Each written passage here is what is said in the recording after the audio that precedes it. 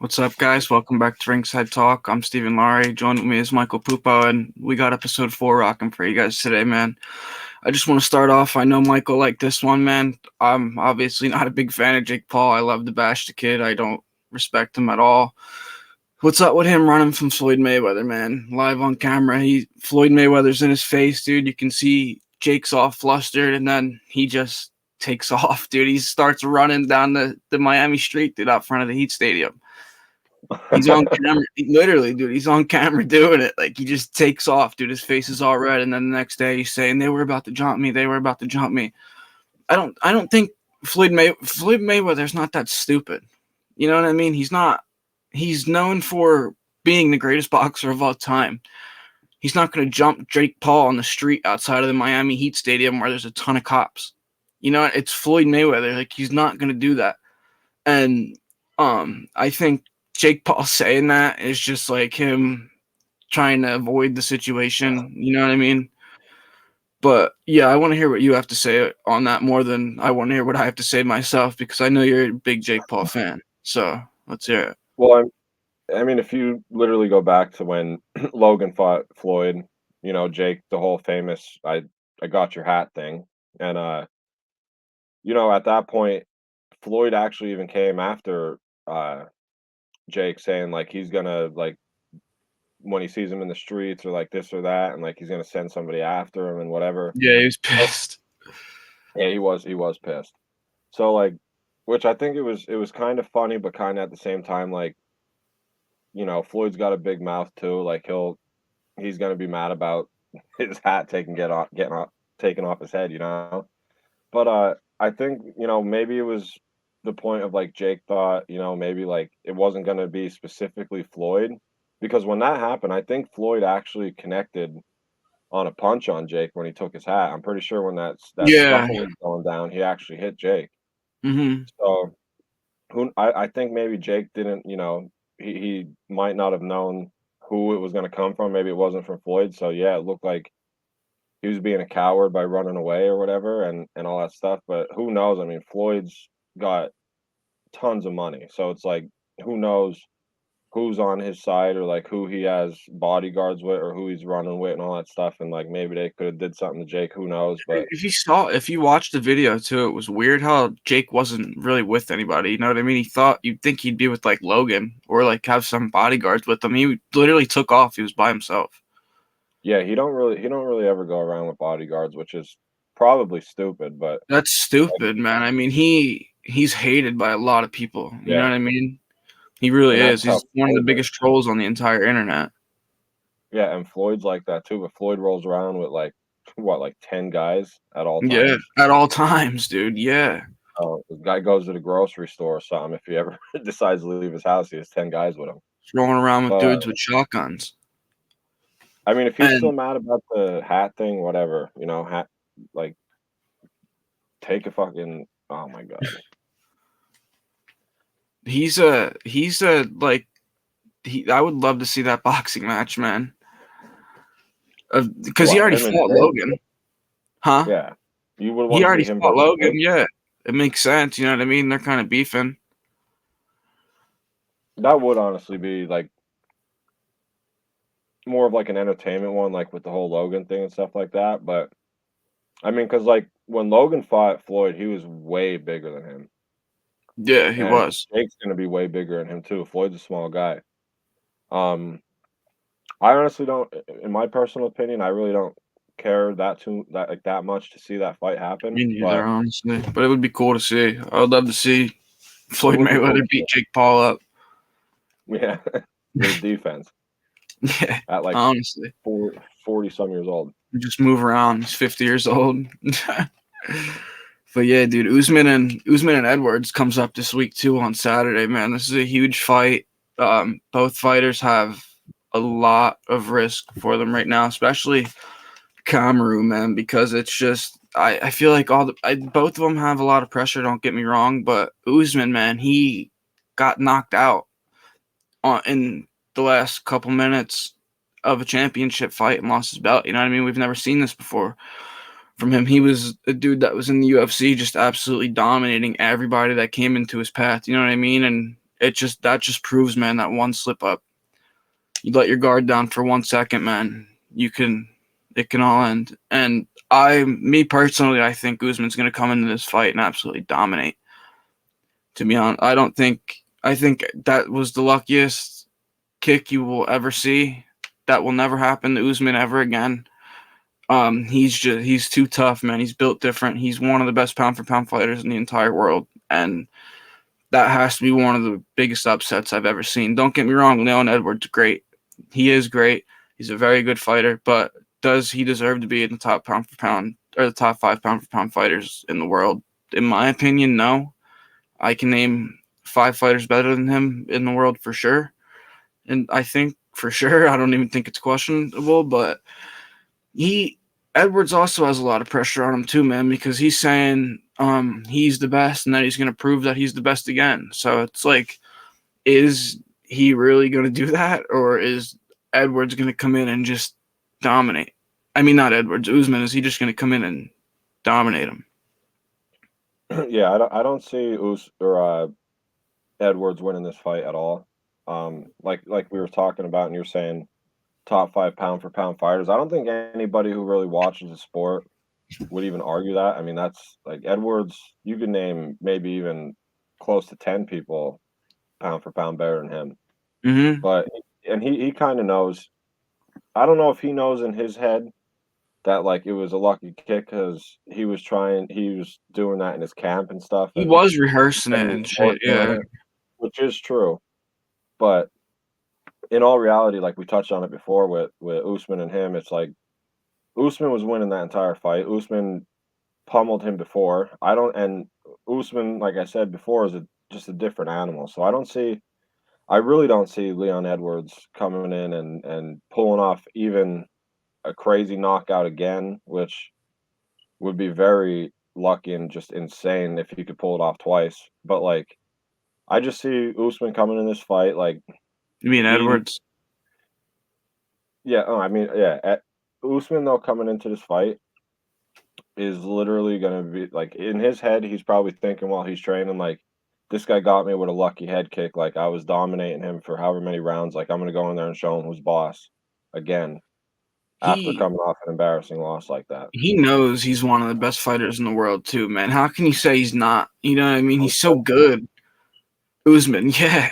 Yeah, He was such a good wrestler for so long, man. And then I don't know if you know who Trevor Whitman Whitman is. He's arguably the greatest striking coach of all time in MMA. yeah. He's Justin Gaethje's striking coach too.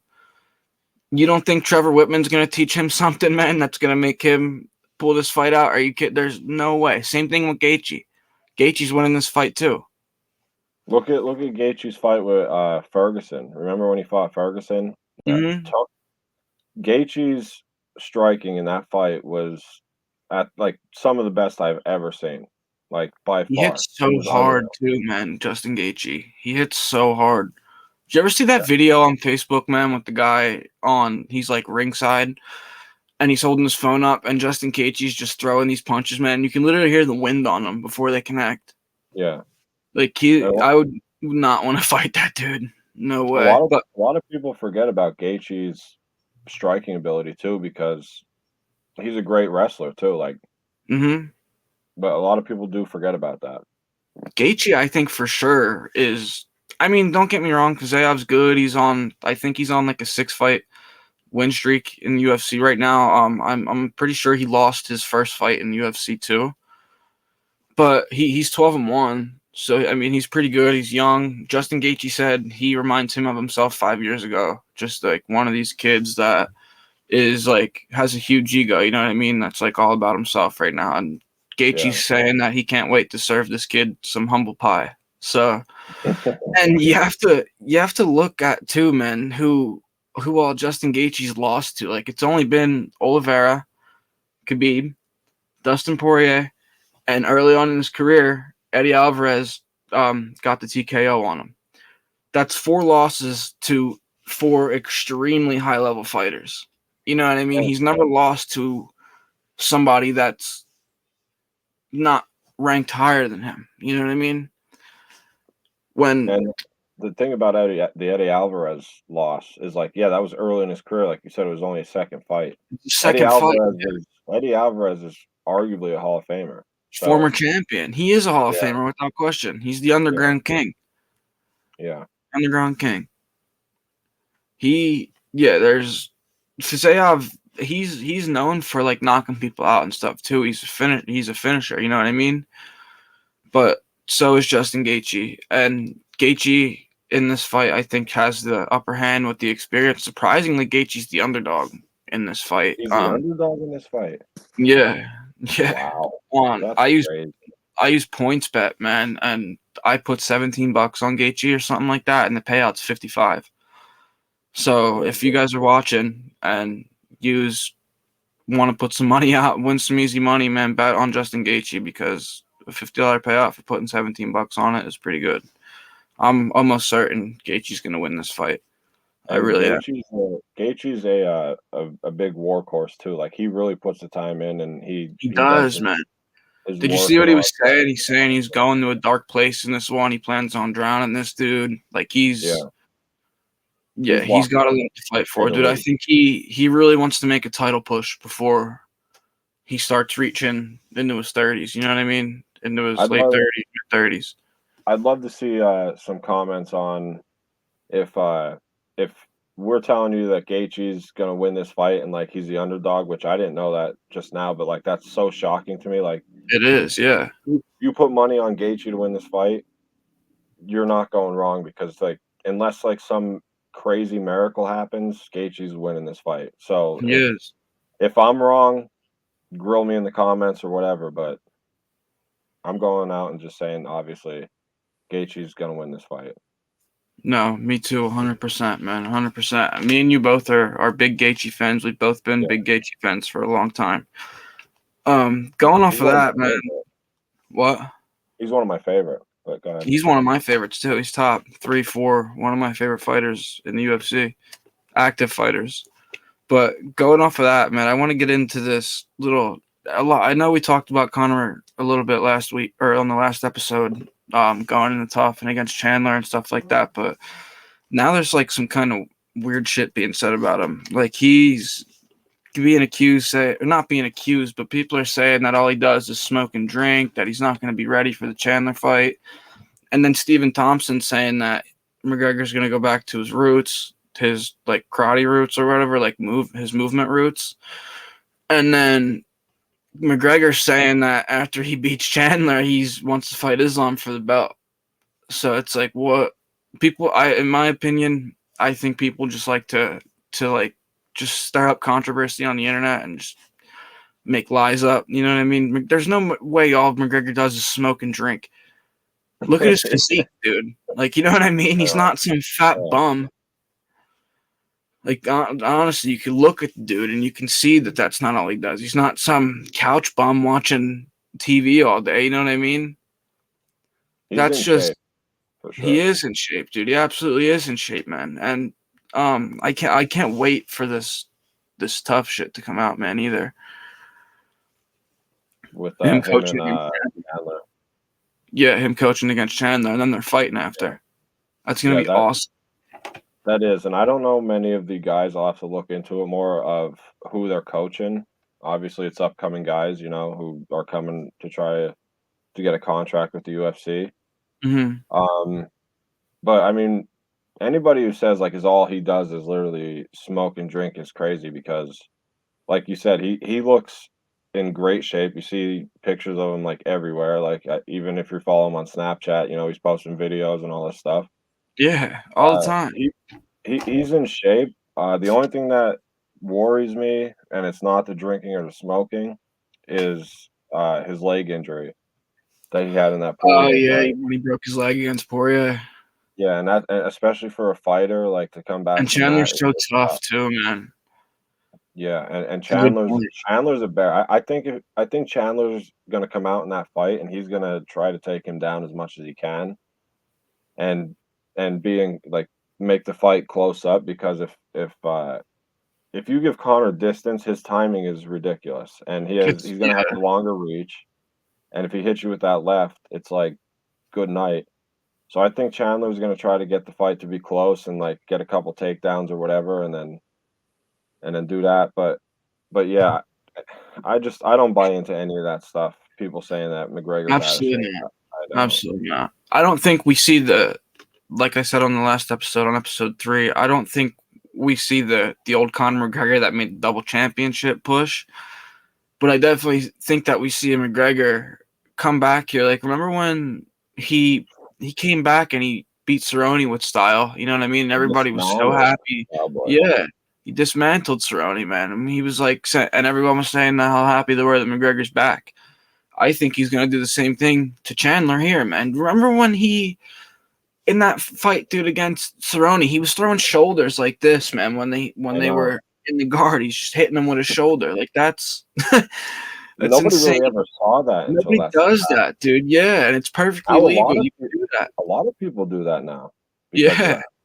and yeah, like you can do it, and that's what I mean. That's what I like about Conor McGregor, man. And I said it before too. Like I think when his time is done in the UFC, he becomes one of the most notable striking coaches in MMA.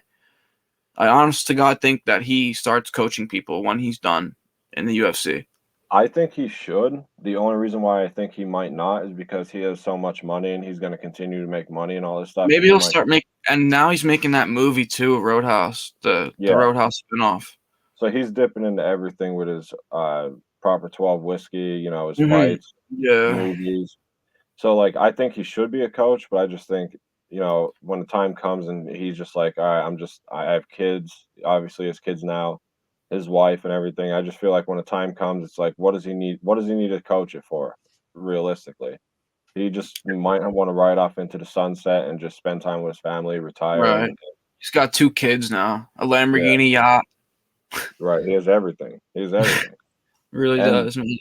the reason why that got when he first started making like all that money, it kind of got me. Like I was like, everybody's like, oh, he's not that invested into it, and like this and that, and he doesn't really put all the time and the effort into it like he did before when he became double champ and all this stuff because he has all this money. Don't really care. He fought Floyd. Mm-hmm. Um, so is what I want to see with him in the Chandler fight. I want to see a good tough series. But then I also want once they fight at the end, I want to see Chandler take him the distance. I want to see Connor in a fight like when it was with Nate Diaz or like stuff like that where it went deep into the fight, maybe even to a decision. Like I want to see what he still has left in the tank instead of coming out and just pummeling Cerrone in the first round. Mm-hmm. I want to see him go to distance to see if he really, really still has it Me too. because I do think he still has it, but like the skill set, but does he have like the heart and the to go the distance and really like literally fight for your life in like a 3 to 5 round fight to the finish? Remember the Gaethje Chandler fight, man? How crazy that was. Yeah, That was yeah. just a brawl all the way through. So Chandler obviously proved he can go the distance. Now it's Conor McGregor's time to prove. You know what I mean? And Chandler's been calling out McGregor since early career. You know what I mean? When he had his first notable After his win. first fight, after but he beat Yeah, what Dan Hooker or something, and he's yeah. calling He's been out. calling Conor McGregor out Yeah, since then, man. Since he's been ranked. So that I can't wait for that. Honestly, yeah. I I really think can't. I think Chandler also proved it when he fought Poirier. Like they went maybe it was like 4 rounds, I think, or whatever, but, like, Chandler was taking him down and, like, whatever, and, like, even landing shots on their feet and stuff, and then, Poirier ended up I can't believe TKOing him. Poirier tapped him out. No, he tapped him out. Oh, he tapped him out? Yeah, he I thought tapped he him out. TKO'd him. That's crazy, isn't it? Because Poirier is not really Oh, known for his jujitsu. yeah, he's more of a stand And and bang yeah, that guy. was pretty funny to see, to be honest. But it looked like Chandler was pretty gassed, man. Remember how bad he was bleeding? Yeah. Yeah, it was bad. Poirier's I think he's arguably my favorite fighter in the UFC.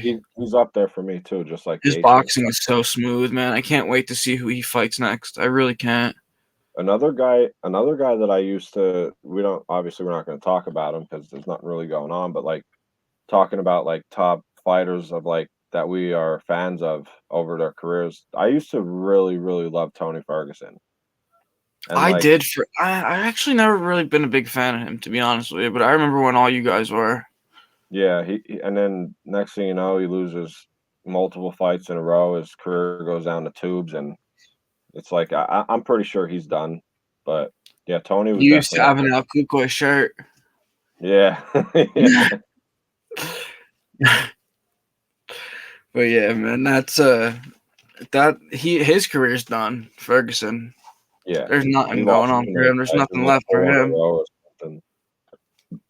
He's That's a joke. He's a joke, to be honest. Nowadays, he had a good run, but He sorry, had a good Tony, run. but your time's up, kid. But going off of that, man, I want to get into what happened over the weekend. Obviously, Peter Yan lost. He Marab, man, is they obviously don't call this dude the machine for no reason. You know what I mean? Late round 5, dude. This dude does not look like he even fought. You know what I mean? There's so much gas left in this dude's tank. He could run 20 miles. He shot 45 or 49 takedown attempts on Peter Yan. 49. That's 2 takedown attempts a minute. That is absolutely insane. Like, honestly, that is absolutely insane. Nobody, I don't think that record will ever be broken. That is unbelievable. I mean, he only landed 11 of them, but significant strikes, he completely outscored Peter Yan too. All around, I think he just completely dominated Peter Yan. Significant strikes, dude, was 147 to 75. Marab, that's that's a lot. Takedown attempts, obviously, he landed 11 out of 49. Peter Yan only shot 5 takedown attempts, and he only landed one of them. Also, Peter Yan, he's hasn't had a notable win since what, 2021. Yeah, He's got disqualified for kneeing Sterling in the face. Then Sterling beat him. Then O'Malley beat him, and now Marab beats him. So it's like, what's next for Peter Yan, dude? Because not too long ago, man, even this time last year, people were saying Peter Yan's one of the best fighters in the entire world. literally. And yeah, like people were saying this not long ago at all. This time last year, midsummer, like, you know what I mean? It's sad to see because I know me and you are both fans of Yan, but that's a tough division, man. You know what I mean? You have to look at the contenders in that division, man. Marab, obviously Sterling's champion. Now Cejudo's coming back. You got O'Malley, you got Sandhagen, you got Marlon Vera. There's just so many. In my opinion, that's one of the toughest divisions in the entire UFC. It has to be. Look at It them is. top 5 contenders, man. That's ridiculous. Yeah. Um, and I just want to hear like your thoughts because we haven't really talked about it that much. We usually talk like when we're watching the fights and stuff, but I've been kind of busy this week, so I want to hear what you have to say on that, man. What do you think's next for Peter Yan? I think, with the whole Marab being ranked number 1, like congratulations to him. And I mean to have 49 or whatever, 48, 49 takedown attempts in a match is Insane. ridiculous. And even to land 11 of them. I mean, you did try that, like that's only like almost like basically 10%. That's Or I still a lot mean of takedowns to land in a fight, even though 11. 20%, stuff like that. Yeah, so That's it's like insane. 11 takedowns in one fight is insane. So, And he didn't and even look like gassed. yeah, and like we were saying about Jan, I mean, he has lost his last 3, Hmm. and I think he lost the last 4 out of 5. So it's like he has been good, and the O'Malley fight could have went either way. To be honest with you, I thought Jan won that fight, I kind of and I thought was Yan won it too. I did. yeah, I was shocked that they gave it to O'Malley on that, and so were a lot of people because there was controversy around it. But like yeah, Jan, I've been a fan of Jan my whole life, and it's not obviously easy to beat him. So if I'm gonna like say this about it, so you got Cejudo and Sterling fighting. I don't know if O'Malley and Jan run it back because of the whole controversy around it. Mhm. I highly doubt it because, like you said, what um, O'Malley's ranked number 2, right? Yeah, So, and also Sandhagen and Marlon Vera's coming up very soon too. There's been talks about Sean O'Malley and Marlon Vera running it back because that was when O'Malley hurt his leg when they were supposed to fight, and now obviously they're both top 3 contenders. So I think, and this is going to be my hot take for the episode. I think after Marlon Vera beats Corey Sandhagen, him and Sean O'Malley run it back. I think Cejudo is going to be Aljamain Sterling. I think Merab, and I mean after Cejudo beats Sterling, I think Merab gets his title shot. Cejudo beats Merab, and then that's when the winner of Marlon Vera or Sean O'Malley gets their title shot. That's my hot take for the year. My hot take is probably even crazier because I'm gonna take Sandhagen to win that Vera fight. Yeah, you were saying that. Yeah, I think Which is, Sandhagen wins for some reason. I have a crazy feeling, which it is crazy. it's not that crazy though, man, because honestly, they're both that fight can go either way. Yeah, It really can. I just like Marlon Vera. I like his style, his ego. I like Sandhagen too. I mean, you see the kicks that guy throws. yeah. I think he It, throws it, some of the craziest kicks on the planet. He's nuts, man. That fight so could go either way. I think that's gonna end up getting a finish. That fight. so let's say that happens. Say I'm right on this scenario because you just laid out your scenario of with Vera beating him. If Sandhagen beats Vera, where does what happens after that in that division? Because if Cejudo's fighting Sterling, which I think Cejudo's going to win, Cejudo wins, Sandhagen wins. What is Jan going to do? What's O'Malley going to do? What's That Merab going to do? well, I think it's inevitable that Merab gets his title shot of He the has to. whoever wins this Cejudo Yeah, Sterling bout. Merab's fighting them next. He has proved to. it, dude. He's the number one contender now. He absolutely deserves it, man. Do I think he'll win the bout? No, but do I think he deserves a chance? Absolutely. But like you were saying about Peter Yan, where do I think he'll end up fighting next? I think, and this is another one that I think is a pretty decent hot take too. Maybe he'll end up, maybe Dominic Cruz maybe he Maybe. comes out of the fire, man. You know what I mean? He's ranked, I believe, 7 in their class, so it's that's would be a good trending fight because Peter Yan's obviously downtrending. Dominic Cruz hasn't had a notable win in a long time. So maybe this is where we see two of the what is it, bantamweight? Yeah. It's bantamweight. Maybe we'll see two of the bantamweight greats, man, all-time greats clash. I wanted to bring up one more point about this. So let's say Vera's ranked what, third? Marlon Vera's third, yeah. Corey Sandhagen's Okay. 5. So say if Sandhagen beats him, right? Uh-huh. Is O'Malley going to get a title shot against Merab um before Sandhagen would because Sandhagen's like 5, and Yeah, if I he think beats him O'Malley would get it 3, first. I think O'Malley would get it first for so sure. even if he beats Vera, do you think O'Malley would still get a title shot before him? Well, yeah, because I think whoever, like I said, whoever wins that Vera Sandhagen fight, I think that's O'Malley's next fight, and then the Mm. winner of that will get the title shot. Is what I was saying before. Oh, okay. So it wouldn't be an automatic. It's gonna be Sterling or Cejudo right off the bat. Whoever wins that goes to Merab. Obviously, as a champion, yeah, Marab's gonna end up fighting the winner of that. Corey Sandhagen and Marlon Vera fight in about 2 weeks. I think the winner of that ends up fighting Sean O'Malley. And then the winner of that gets their title shot after Marab gets his. And Dana White does such a great job with matching these fighters because, like, in He boxing, really like does, man. it's whatever. But like Say what these you guys, like want. Merab literally deserves a title fight. Obviously, he's number one, but like he's Uh-huh. just basically sitting there waiting for his opponent He's for just that title waiting, fight. yeah. And like you said, dude, say what you want about Dana White, like how I mean, I know people were saying that he was promoting power slap more than he was promoting the Islam Volk fight when that's obviously a super fight.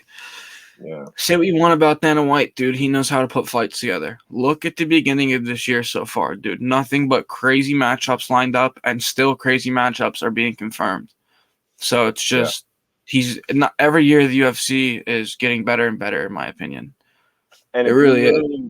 if you literally go back to when like when he took over being the president of UFC to where they were at that point to where How much he he grew the took company. them, and not only that, during COVID, look what he did. He literally built Fight Island in The Abu Dhabi, island, dude. Yeah, that's like insane. literally built it. And like they're still going to continue to have fights. I was watching him talk the other day about, Yeah, they they're do. going to continue to have fights. They go back to Abu Dhabi a lot. Yeah. Dude, when COVID was out, no sport was playing, baseball, football, hockey, every Well, basketball, basketball everything was had the canceled. bubble. Yeah, basketball had the bubble for the playoffs, I think. Yeah. Yeah, but Dana White really went out on a limb and made Took a UFC, big like, risk, bigger, man, building that facility, and it panned and out. and how great was that to watch the fights in Abu Dhabi when there was no fans there and you could hear Remember how weird that was? Yeah. it Remember was how so weird that cool, was? though. Remember when Max Holloway's yelling, I'm the I'm best the best boxer in boxer in UFC? UFC as he's eating punch. Yeah, that's With no awesome. fans in the thing, dude, and you could hear the punches landing in, like, full force, like, without the crowd there, like, Uh-huh. without the noise. I Yeah, that was think awesome. Kobe Covington beat Tyron Woodley with no Yeah, crowd he did. around too. Remember when he beat him and he's like, "What? What?" Yeah, Screaming his head off. Like that was pretty cool to watch, man. yeah, that was That- good. You could literally hear the impact on the hit. That broke Woodley's rib. Yeah, Or they and weren't they wrestling or something and he hurt his rib? yeah, I think so. And he stands up and he's like, "What? What?" Kobe Covington's another one that just said he's 100% ready to fight. I And like him too. yeah, I like Covington too. And Shavkat was just saying that he wants him, so hopefully that gets confirmed. I hope that fight happens so bad just I would because like for that to get confirmed, man, because I'd like to talk about that a lot. that'd be a hell of a fight. Him and It'd be Shavkat great. could both wrestle. They could That would both be strike. insane. They can both Yeah, they finish. really Yeah, that would yeah. be insane. But yeah, man, going off the bantamweight subject, um, me and Mike here, Ryan Garcia versus Gervonta Davis. Mike has Ryan Garcia. I have Gervonta Davis. They had a little scuffle at their first face off here. They're fighting in about a month. I think it's April like 22nd, maybe in Las Vegas. This fight's heating up, dude. These two do not like each other at all. Ryan or Gervonta Davis, obviously known for knocking people out, one of the best pound for pound fighters in the entire boxing world. Ryan Garcia, young boxing star on the rise, says he's going to prove something here. Thinks he's one of the best boxers in the world. I do think he's one of the best boxers in the world, but I don't think he has what it takes to beat Gervonta Davis. At least not right now. I think Davis is just too tough, man. You know what I mean? And if Ryan, I like Ryan Garcia. He's one of my favorite boxers, but I just think, and I say it all the time. I just think Davis is so tough, man. He's just goes out and brutally knocks people out. He doesn't just knock them out; he brutally knocks them out. You know what I mean? And it's just crazy because Ryan Garcia is so fast. He's never fought somebody as fast as Ryan Garcia. So this is just an interesting fight all around, man. These are both two very high level fighters. There's a lot. There's a lot going for both of them in this fight, man. And honestly, neither one of them can lose. They really can't. And I told you this before. I think this is the start of a trilogy. I think. I think Davis wins this one while Ryan Garcia is young. Maybe they'll match back up in about a year or two. Garcia gains some more experience, ages up a little bit, fights Davis again, probably beats Davis, my bad, and then they fight for a third time, and I don't know. But I definitely think this is the start of a trilogy, just like the Wilder and Fury thing. But I want to hear your take on this, man, because I know you're a massive Garcia fan. Well, you said a lot of things that I agree with, and I was going to bring it up. And while you were talking, I was literally thinking right before you said it. This is not going to be the only fight they ever fight. It's There's going to be more than one, regardless of who wins. Maybe I might get a little bit over my head, like I did with Jake Paul, because of like the YouTube stuff and like the showing the world like on YouTube videos like what they're doing, how they're training. And Mhm. I remember Garcia was on Logan Paul's podcast, Impulsive, and like at the beginning of his career. And anybody out here watching this, you could go back and look at this. He literally was saying he's the next big thing, and he could feel it. Like he felt like he was going to just continuously keep winning. He was going to get to the top or whatever, and then he ends up blaming Tank for backing out of the fights or whatever, or not signing a contract or whatever. You know how fighters Mhm. do it. Yeah, yeah. Um, I don't believe that was true. I believe that Davis was waiting for him to get bigger and have, a couple good opponents under his Make some belt more to money off the fight, you know what I yeah. mean? Yeah, I don't think, and he kept saying, "Oh, Davis is scared of me." No. Davis is not scared of you. Like, Davis has been knocking dudes out left and right for years. He just fought yeah, in January when the Garcia fight was already confirmed. yeah. You know, I mean, Exactly. no Like offense to Ryan Garcia, but that's another thing that I forgot about. Like, literally, the fight is confirmed. Like, he's going to prepare for probably the biggest fight of both of their careers, and he's out here fighting other people and he's while he's out here preparing. fighting again. Like, what if he lost that fight? Mhm.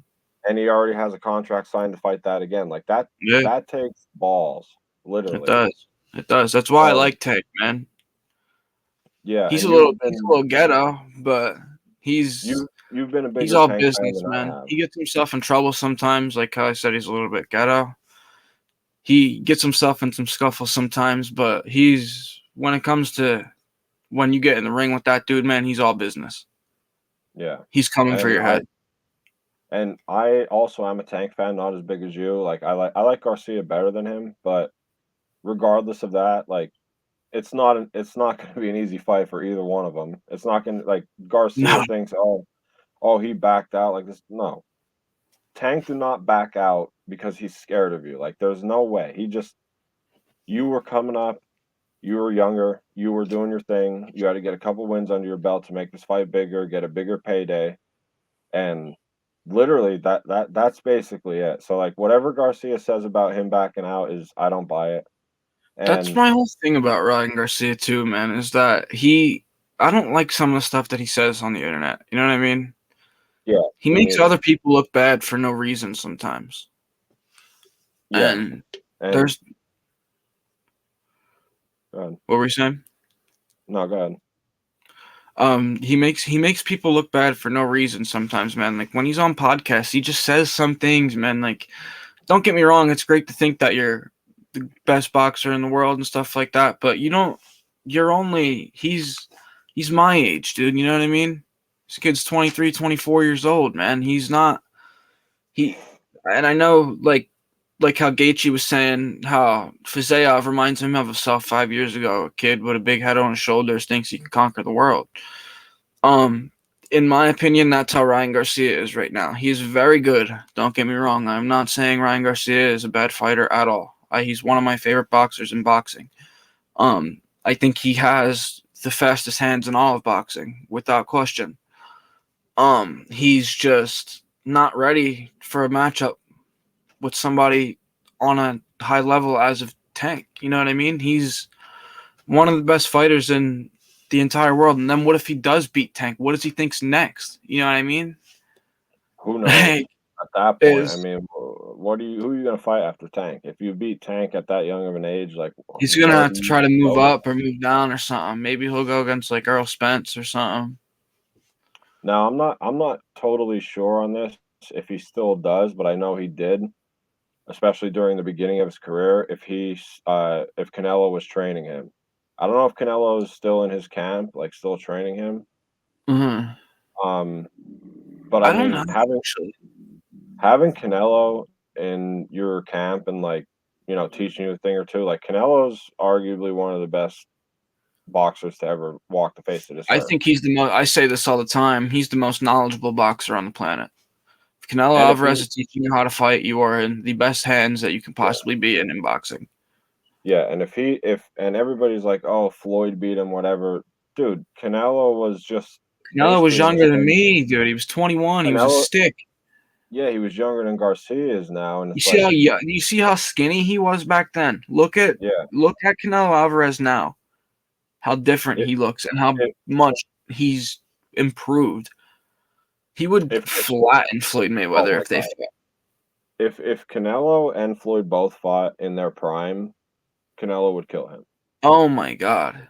It's not even questionable. I mean, say what you want about Canelo's loss or whatever, that's a fluke. You know what I mean? People have their fluke losses, man. Look at Usman. He just got knocked out with a head kick in the 5th round. Lost his championship out. You know what I mean? Right. Like there's fighters that have flukes all the time, man, and then it's just I don't know. I don't know, man. It's there's a and then like I'm do you ever see the video of Floyd Mayweather when the ref is like in between him and the dude that he's fighting and Mayweather just starts unloading on him and he gets the Yes. win? Yes, I Isn't that actually did messed see up, that, dude? like, not long ago too. I mean, Isn't I've that seen it messed before, up? but I just watched that not long ago, yeah. He That's throws a punch at the crazy. guy with the ref in between him while after he Yeah.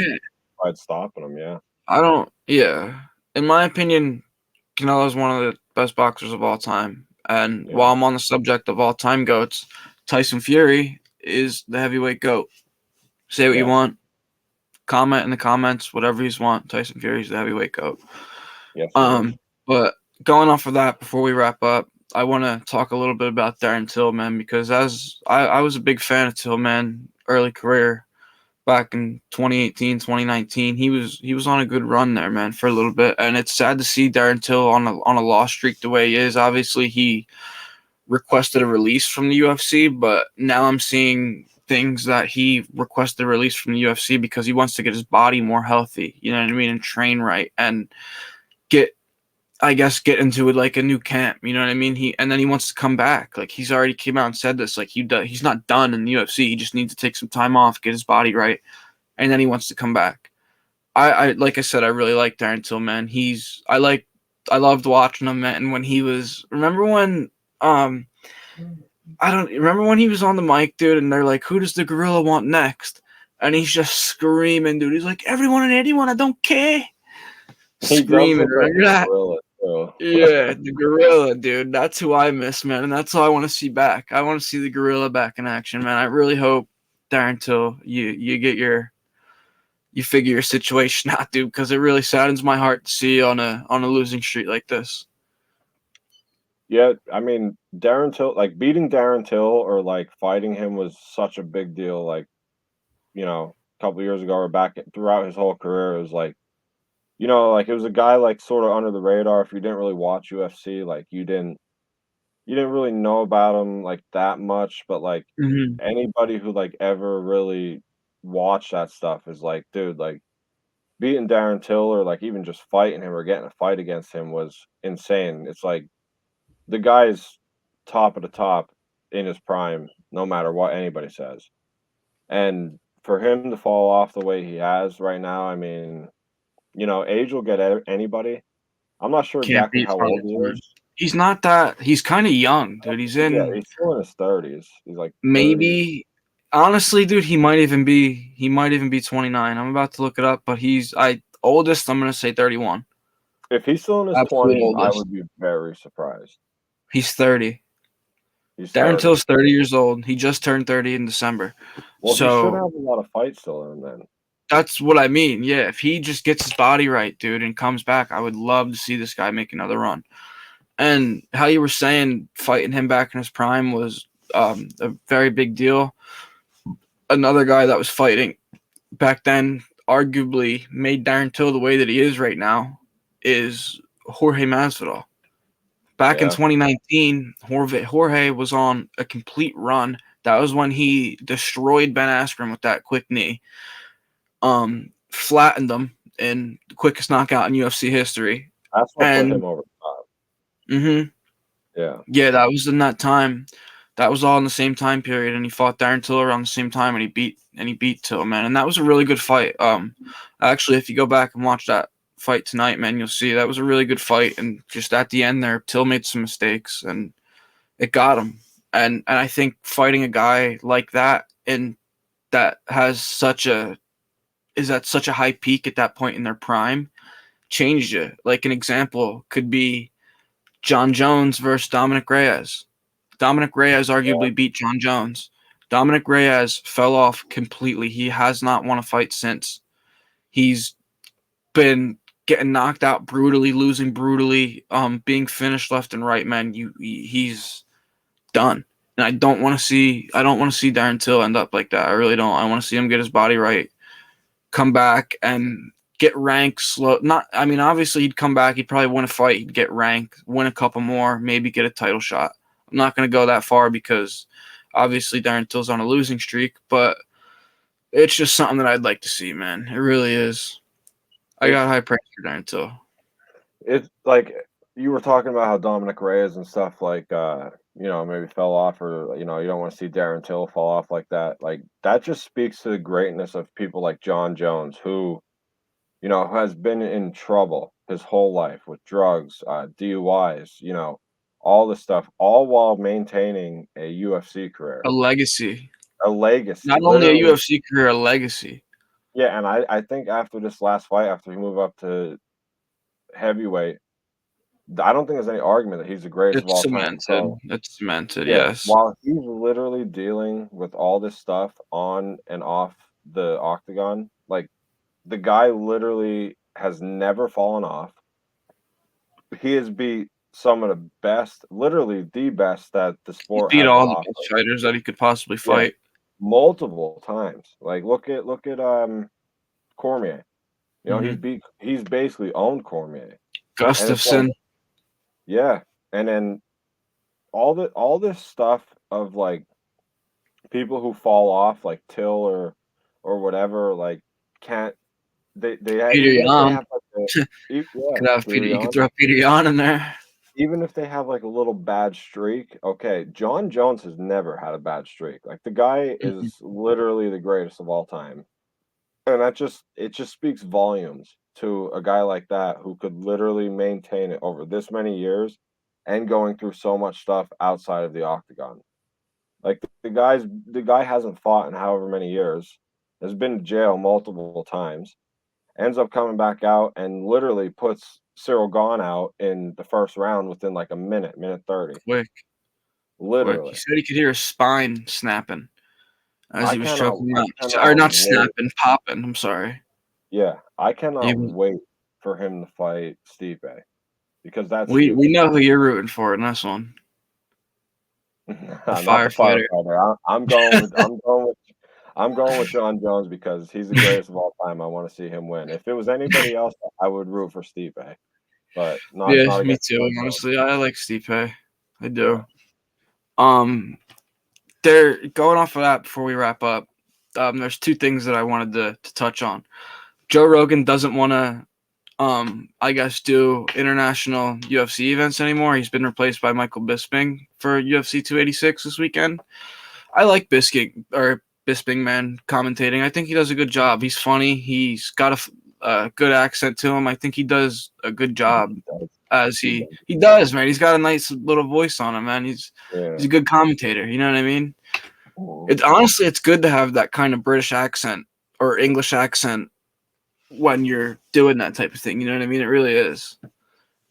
Um, and yeah, but I get Joe Rogan's thing, like not wanting to go out of the country. I mean, he does so much. He's so well known around the world. You know what I mean? It's just, in I think he's just kind of thinking about his safety at this point. You know what I mean? He doesn't want to really go out of country to do these commentaries when he's just can be chilling in the U.S. Do them here. I mean, um, they have events in the U.S. more than they have them out of the country anyway. So, and they're just adding more spots to it. Like May 6th, they're doing it in Newark. So that You're going it's with that, aren't you? yeah. Me and Harv are going to that. So that'll be Yeah, pretty cool. yeah. Um, yeah, I'll be promoting Buzz Talk heavy. But for sure, What do I got uh, to get out there? Yeah. yeah, Oh, yeah. Um, but yeah, man, and then it's I don't know if Cormier is going to be on it or not, probably, because I didn't see anything like that. But that'll be cool seeing Bisping and Cormier commentating at the same time. I Two think UFC greats. I think like I like Bisping. Like I was going to tell you before you even said that, but I think Joe Rogan is at the point right now where like he got that a couple years ago. He got that big like $100 million Spotify deal or whatever. The guy, everybody has podcasts and stuff like, but he does like 3 4 hour podcasts minimum. He's literally out there doing it every single day. You know what I mean? Like I don't even know if the guy has time to. Bisping No, or Rogan. Rogan? Yeah, that's what I thought you were talking about. But Bisping Yeah, does a lot too. That's why I wasn't. yeah. Rogan got that $100 million contract from Spotify. The guy does 3 to 4 hour podcasts every single day. I mean, I don't know if it's personal reasons or if it's work related that he can't just travel out of country whenever, which I would expect You that, know, what? oh my bad, I didn't mean to cut you off. But you know what, dude? That just now that you said that, just came to my mind. Were you watching not the Yan one, but the one before that with the Vulcan Islam? Wait, the fights with Vulcan Islam, the fights? Yeah, you were Yeah, obviously yeah. watching it, right? Yeah, I was Did you watching hear the whole main Rogan, event. man? Did you hear Rogan talking, man, and saying like he doesn't agree with the judges' cards and stuff like that? And immediately after the fight, he came out and said that he thought Volk won that fight. He doesn't agree with the judges' factor. So you're I saying he think switched up. I'm starting to think he's fed up. Yeah, after you just said that, man, I'm starting to think Joe Rogan might just be getting fed up because in a way he's right, dude. You know what I mean? He's a professional commentator. He's been doing this for years.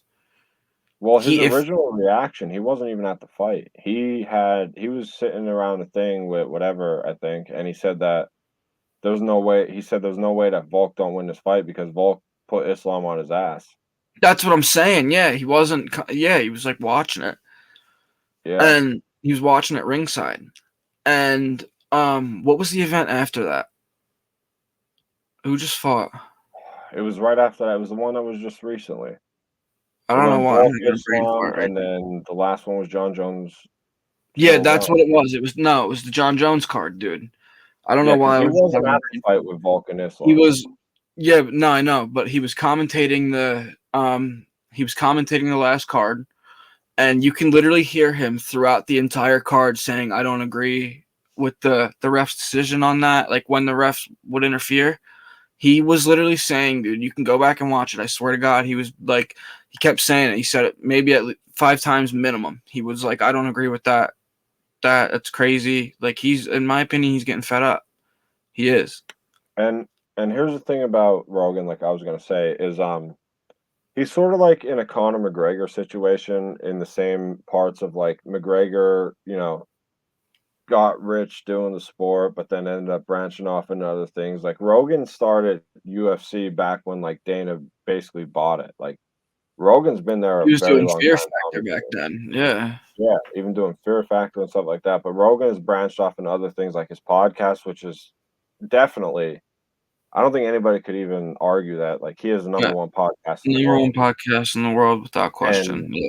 yeah, and he's doing 3 to 4 hours. Anybody that guy literally rings on the phone, they're coming to his podcast because like it's Absolutely. Because so Joe he's Rogan, you know what I mean? right, and he branched off into a bunch of other stuff just like Connor did, but they both still love the sport. So like they're never gonna give up on it. Connor's gonna come back and fight. He's doing the tough situation with Chandler. Like the guy don't need the money. He's doing it because he loves it.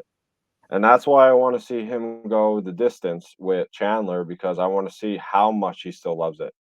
But also at the same time, um you have Rogan who's in the same situation who got $100 million deal from Spotify and is now saying he doesn't want to travel outside the country when in 2020 when Abu Dhabi happened, Fight Island, Joe Rogan was basically the first one there commentating fights during COVID across the entire world. So, Joe Rogan may have branched outside of UFC and got better deals and like whatever, but he still loves the sport. He still trains all the time. I see videos of Joe Rogan training all the time. He does love it. And I mean, I don't blame him. Maybe he has personal reasons to not want to leave the country, maybe his family, his kids, he has all this stuff. Um, but yeah, no, Joe Rogan, like when you hear Joe Rogan's voice commentating a fight, like That's nice. I like Bisping too. I really, really do like Bisping. So, and even DC, I sort of started liking him, My mic is but muted. My bad. yeah, but DC, I sort of like him. But who's the other guy that's with them? John he's not a Anik. UFC fighter. Who? John Anik. Yeah, he's just a regular commentator. He never fought in Mhm. UFC. Yeah, he's really good too. He's He's good. like, He's one of the best ones. Yeah, he's ah, always there. He's like, I yeah, know, no yeah. way. How about how about Bruce Buffer? I love him. Bruce I is love him. yeah, Bruce is the man for real. Yeah, he's great. He'll always be around. He'll be around till he can't yell anymore. And that's another thing about If you get rid of Bruce Buffer, you're dumb. yeah, and Honestly, that's another thing about Dana White, dude. With just not only like him setting up the fights and like his marketing and like everything he's brought to the table for UFC, dude. The guy literally has gotten some of the best commentators I've ever heard in in sports. the world, yeah. And Yeah, Cormier's on the rise too now. Like we were just saying, man, he's doing so good at commentating. He really is. Like he's doing a really good job. he's not the best, but he's He's not get the he's best, but he's getting a lot better. He definitely is and he's getting a lot doing good. better. Yeah, and He is. you have people like if you look back on like the 1980 Olympics with when the USA hockey team beat Russia. Like Al Michaels, who literally still commentates football today and was always on Sunday Night Football with Chris Collinsworth. Al Michaels was literally commentating that game, and from then on, his career just took off. And Al Michaels is one of my favorite commentators of all time. Me too. So a lot of people really don't realize like how much commentating a sport really like puts it into a way better like perspective or like a better just it makes the game so much better. And people really don't It really realize it. does. It really does. 100%. I'm excited to see this Bisping Cormier duo at this event here this weekend. We're gonna wrap it up with that. Thank you guys for tuning in to episode 4. We'll be filming next week on Tuesday after Usman beats Edwards. He And is. Gaethje finishes Fiziev too. I got money on it. If you want to win some easy money, place your bets on Gaethje. Put that See you money next on week. there, boys. Yeah.